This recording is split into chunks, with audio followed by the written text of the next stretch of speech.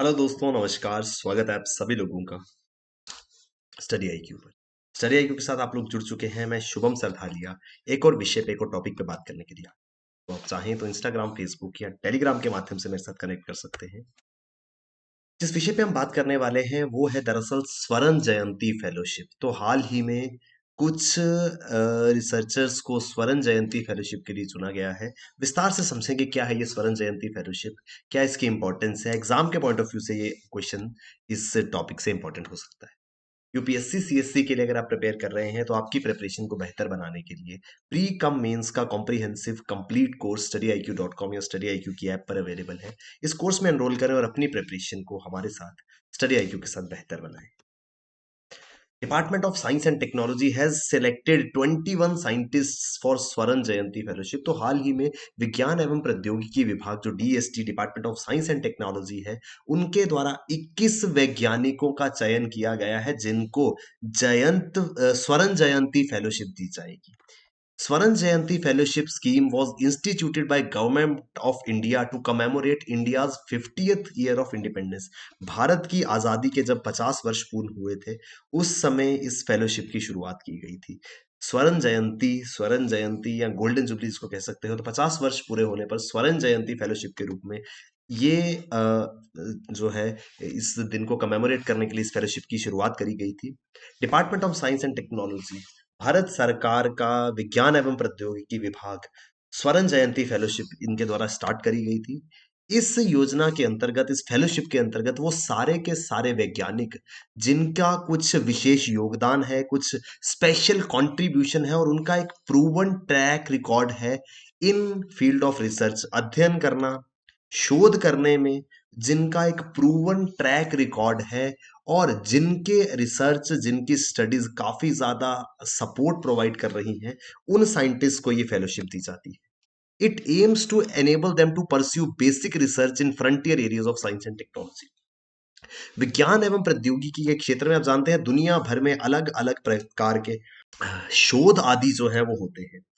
भारत के वैज्ञानिकों को भी एक प्रोत्साहन देने के लिए विज्ञान एवं प्रौद्योगिकी के क्षेत्र में ज्यादा से ज्यादा अच्छे रिसर्च, अच्छे शोध वो लोग करें, इस ऑब्जेक्टिव से ये योजना स्वर्ण जयंती फेलोशिप दी जाती है। इस योजना के अंतर्गत the award consist of fellowship of ₹25,000 per month in addition to the salary drawn from the parent institute for 5 years।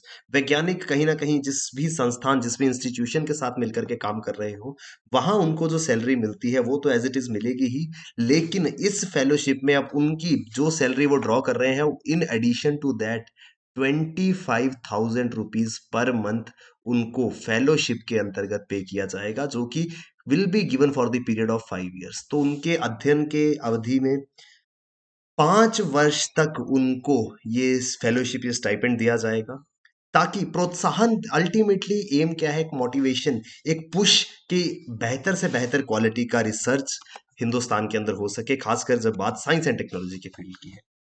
The fellow selected along with their projects will be considered for funding by Science and Engineering Research Board। अब ये funding कौन करेगा? वो सारे के सारे लोग, वो फेलोज जिनको इस फेलोशिप के लिए सेलेक्ट किया जाएगा, उनको funding science and engineering research board द्वारा दी जाएगी। SERB क्या है ये, इसके बारे में मैं आपको आगे विस्तार से बताऊंगा। फेलोशिप कितनी होगी, रिकरिंग, नॉन रिकरिंग हेड्स, ये सारी की सारी चीजें डिसाइड की जाएंगी SERB के द्वारा। तो कोई भी जो एक बेहतर क्वालिटी रिसर्च करता है वो इनके लिए एलिजिबल है। फिर भी एलिजिबिलिटी का क्राइटेरिया क्या है वो हम देखेंगे। Applicant should possess PhD in science, engineering, medicine. विज्ञान के क्षेत्र में, इंजीनियरिंग के क्षेत्र में और चिकित्सा के क्षेत्र में, इन तीनों में से किसी भी एक क्षेत्र में अगर पीएचडी की डिग्री एप्लीकेंट के पास है, उसके साथ में he should be an active member in the frontier areas of science and engineering with outstanding research contribution in his area of research. जो भी एप्लीकेंट है जो इस फेलोशिप का लाभ लेना चाहते हैं, उनके पास या तो साइंस के, विज्ञान के क्षेत्र में, इंजीनियरिंग के क्षेत्र में या चिकित्सा के क्षेत्र में पीएचडी की डिग्री होनी चाहिए। साथ ही साथ जिस भी विषय पे, जिस भी क्षेत्र में, जिस एरिया, जो उनका एरिया ऑफ रिसर्च है, उसमें कुछ आउटस्टैंडिंग कंट्रीब्यूशन उनका होना चाहिए। रिसर्च पब्लिकेशन हो सकता है या किसी भी प्रकार का एक आउटस्टैंडिंग कंट्रीब्यूशन उन्होंने दिया होना चाहिए, तभी उनको इस फेलोशिप के लिए चुना जाएगा। The fellowship is open to Indian nationals residing in India or abroad। भारतीय नागरिकों को ये फेलोशिप दी जाती है, लेकिन ऐसा नहीं है कि भारतीय नागरिक अगर भारत में रहता है तभी ये फेलोशिप मिलेगी। वो विदेश में भी अगर रह रहे हो फिर भी उनको फेलोशिप मिल सकती है। कंडीशन ये है वो भारतीय होने चाहिए और जो एलिजिबिलिटी क्राइटेरियाज मैंने आपको बताए वो फुलफिल करते होने चाहिए। Scientists can choose to work in any science and technology institution in India. However, he or she will have to submit the letter from the head of the institution where they wish to pursue the research, stating the administrative and basic infrastructure support to facilitate the research will be provided. कोई भी शोधकर्ता, कोई भी वैज्ञानिक भारत के किसी भी संस्थान में रिसर्च कर सकता है। अगर उनको ये फेलोशिप मिलती है तो आप मान लीजिए आपको ये फेलोशिप दी जा रही है, तो देश के किसी भी संस्थान में आप अपना रिसर्च कर सकते हैं। आपके पास ये प्रेरोगेटिव है कि आप चूज कर सकते हैं कि मुझे इस पर्टिकुलर संस्थान से अपने रिसर्च को जो है कंटिन्यू करना है।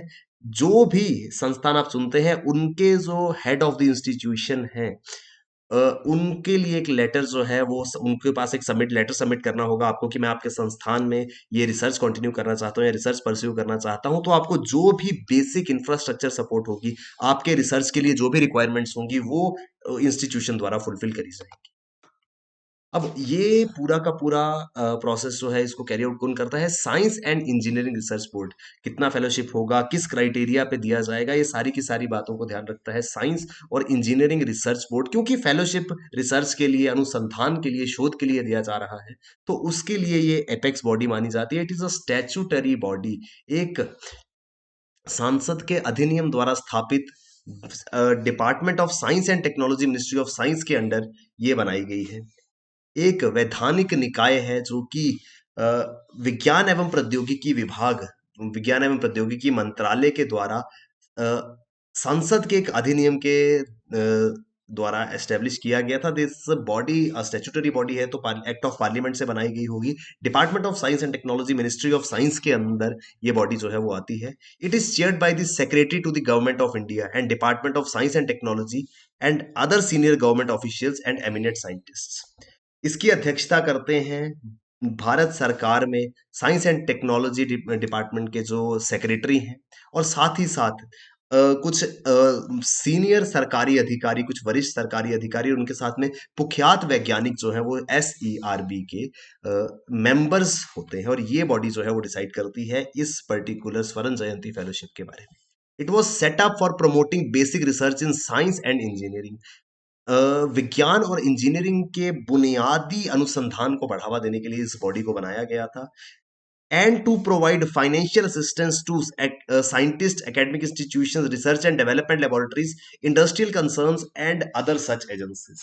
अब रिसर्च जो है वो किसी भी देश के लिए बहुत इंपॉर्टेंट है। रिसर्च अल्टीमेटली किसी पर्टिकुलर प्रॉब्लम एरिया को आइडेंटिफाई करके उसके सॉल्यूशन के रूप में काम करता है। रिसर्च का क्या मतलब है? किसी ऐसी चीज पर काम करना जिस पे अभी तक काम ना हुआ हो।